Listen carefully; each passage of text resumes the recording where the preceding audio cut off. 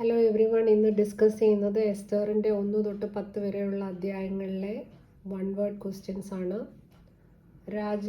എസ്തറിൻ്റെ പുസ്തകത്തിലെ രാജാവ് ആര്? അഹശ്വേരോഷ്. അഹശ്വേരോഷിൻ്റെ ശീതകാല തലസ്ഥാനം ശൂഷൻ രാജധാനി. എത്ര ദിവസം നീണ്ടുനിന്ന വിരുന്ന് അഹശ്വേരോഷ് നടത്തിയത്? 180 ദിവസം. അതിൽ 127 സംസ്ഥാനങ്ങളിലെ പ്രഭുക്കന്മാരെ അവിടേക്ക് വരുത്തി. എസ്തറിൻ്റെ പുസ്തകത്തിൽ 7 വിരുന്നുകളെക്കുറിച്ച് സംസാരിക്കുന്നു. അഹശ്വേരോഷിൻ്റെ രാജ്ഞി ആര്? വസ്തി. വസ്തിയെ വിളിച്ചതാര്? അഹശ്വേരോഷ് രാജാവ്. വസ്തി എന്തു ചെയ്തു? രാജസന്നിധിയിലേക്ക് വരുന്നത് വിസമ്മതിച്ചു. അഹശ്വേരോഷിൻ്റെ ജ്ഞാനികളിൽ പ്രഥമനാര്? മെമൂഖാൻ. മറ്റു ജ്ഞാനികളുടെ പേര് കർഷേന, ഷേഥാർ. വസ്തിയുടെ സ്ഥാനത്ത് വരേണ്ടതാര്? മറ്റൊരാൾ. പുതിയ രാജ്ഞിയായി ആരെ തിരഞ്ഞെടുത്തു? എസ്തറിനെ. എസ്തറിൻ്റെ ഹീബ്രു പേരിൻ്റെ അർത്ഥം ഹദസ അഥവാ കറ്റാർ വാഴ. എസ്തറിൻ്റെ പേർഷ്യൻ പേരിൻ്റെ അർത്ഥം നക്ഷത്രം. അത് കുർബാനയിലെ കൗക്കുബോ, കിഴക്കു നിന്നുള്ള നക്ഷത്രത്തെ സൂചിപ്പിക്കുന്നു.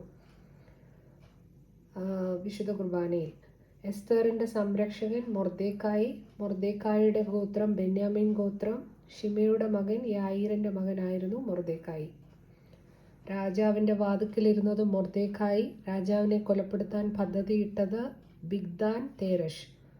ആ ഗൂഢാലോചന വെളിപ്പെടുത്തിയത് മൊർദെഖായി. എസ്തറിൻ്റെ പേർഷ്യൻ പേര് നക്ഷത്രം എന്നാണെന്ന് പറഞ്ഞുവല്ലോ.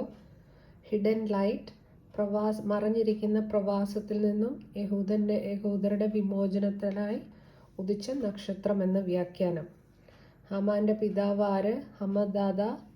ഹാമാൻ ഏത് ജനവിഭാഗക്കാരൻ? അഗാഗ്യൻ. ഹാമാൻ വെറുത്തത് ആരെ? മൊർദെഖായിയെ.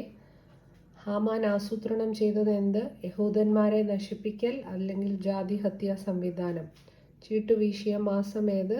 ആധാർ. അന്തഃപുരപാലകനായിരുന്നു ഹെഗായി. ശുദ്ധീകരണ കാലത്തിൽ കന്യകമാരെ പരിശീലനം നൽകിയത് അന്തഃപുരപാലകനായ ഹെഗായി. ശുദ്ധീകരണകാലം 12 മാസം. അതിൽ 6 മാസം മൂർ തൈലം കൊണ്ടും 6 മാസം സുഗന്ധദ്രവ്യങ്ങൾ കൊണ്ടും. മൊർദെഖായിയുടെ പ്രതികരണം ദുഃഖം. എസ്തറിന് ഉപദേശം നൽകിയതാര്?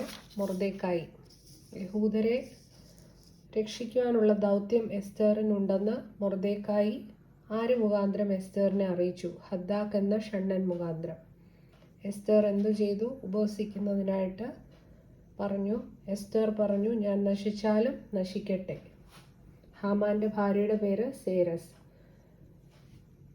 ഇത്രയാണ് 1 തൊട്ട് 4 വരെയുള്ള അധ്യായങ്ങളിൽ നിന്നുള്ള one word question. Thank you.